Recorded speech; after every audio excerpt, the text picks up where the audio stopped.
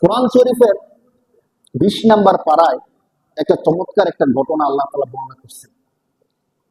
আপনারা শুনলে বুঝবেন, কারণ অতীতে অনেকভাবে আমরা এই ঘটনাটা শুনছি।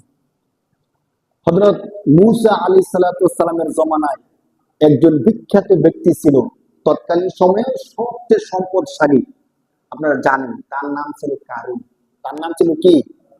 20 নম্বর পারায় আল্লাহ তাআলা আলোচনা করতেছেন, ইন্না কারুনা কানা মিন কওমি মূসা ফাবাগা আলাইহিম।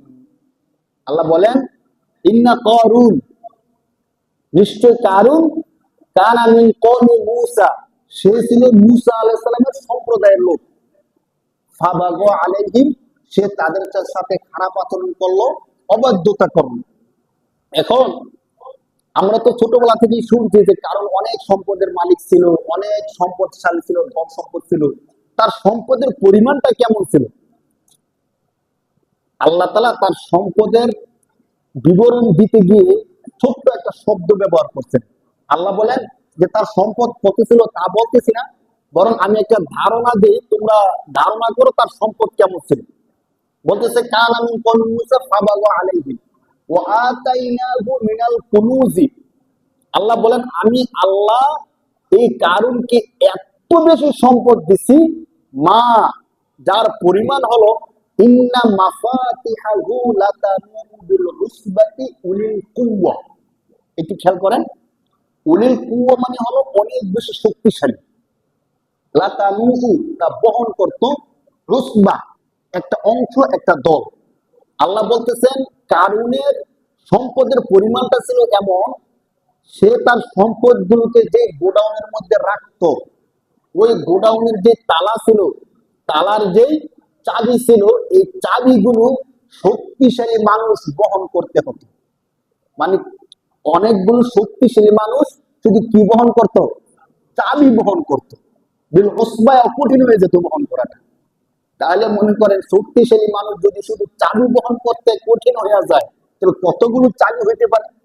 আমাদের যত গোডাউন আছে, এমন কোন ব্যক্তি আছে যে আমার চাবি আমি রাখতে পারি না, আমার চাবিগুলো রাখার জন্য আমার একটা পেজ দরকার হয়? এমন কি আছে বাংলাদেশে? আমার মনে হয় নাই যে আমার এত সম্পদ, যে সম্পদের যে গোডাউন আছে, গোডাউনের চাবিগুলো আমি রাখতে পারি না, বাড়ি হয়ে যাও।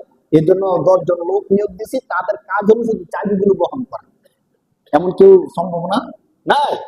তা আল্লাহ কোরআন শরীফের মধ্যে বলতেছেন কারুনকে আমি এত সম্পদ দিছি, যেই সম্পদের তালার চাবি বহন করার জন্য শক্তিশালী লোক নিয়োগ দিছে, যে তোমরা শুধু চাবিগুলো বহন করবে। লাতানুহু বিল উসবাতি উলিল কুওয়া।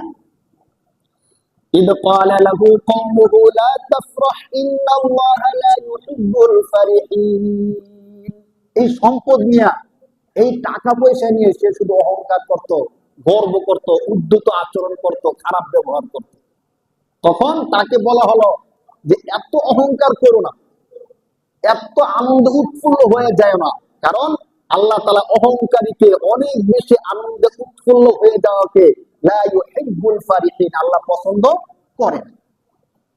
কোরআন শরীফের মধ্যে আল্লাহ তাআলা কারুনের ঘটনাটাকে ধারাবাহিকভাবে বলতেছেন। তাকে কারুনকে আরো বলা হলো ওয়াবতাগি ফিমা আতাকাল্লাহুদ দারুল আখিরাতা ওয়া লা তানসা নাসিবাকা মিনাদ দুনিয়া ওয়া আহসিন কামা আহসানাল্লাহু ইলাইক।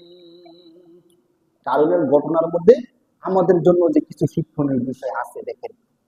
কোরআন শরীফের আয়াতে আল্লাহ বলতেছেন কারুনকে আরো বলা হলো ওয়াবতাগি ফিমা আতাকাল্লাহুদ দারুল আখিরাতা।